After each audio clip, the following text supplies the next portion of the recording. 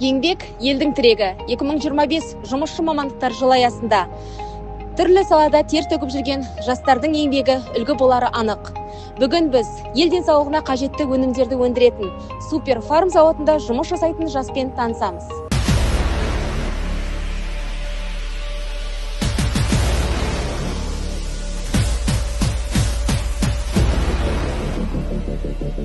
Мен Машарипова Айнаш, жасым 29-да, осы Супер Фарм зауытында жинақтаушы қызметін атқарамын. Осы зауытқа құрбым арқылы жұмысқа орналастым. Құрбым жұмыс барысын маған түсіндіріп, маған ол көңіліме ұнағандықтан мен осында жұмысқа орналастым.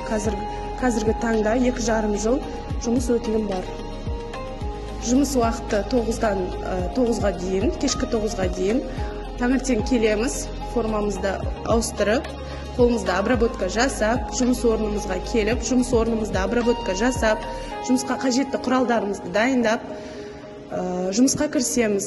Сағат 1-ден 2-ге дейін түскі үзіліс, 6-дан 6:30-ға дейін кешкі демалыс уақыты. Бұл жерде жұмысқа келгенде өте қызықты сәттер болды.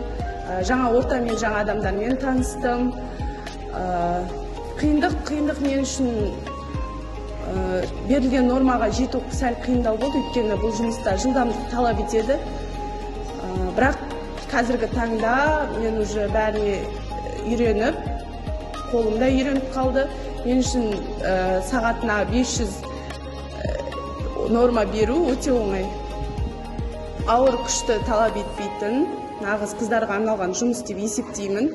Өйткені бұл жерде қол ептілігі, шапшаңдықты, жылдамдықты талап етеді. Сол себепті нағыз қыз-келіншектерге арналған жұмыс деп ойлаймын. Жастарға айтар кеңесім: оқыңыздар, дамыңыздар, өз-өздеріңізге сенімді болыңыздар, өндіріс орындарын дамытуға атсалысыңыздар. Қазақстанда өндіріс орындары аз болғандықтан дамытуға өз үлестеріңізді қосыңыздар.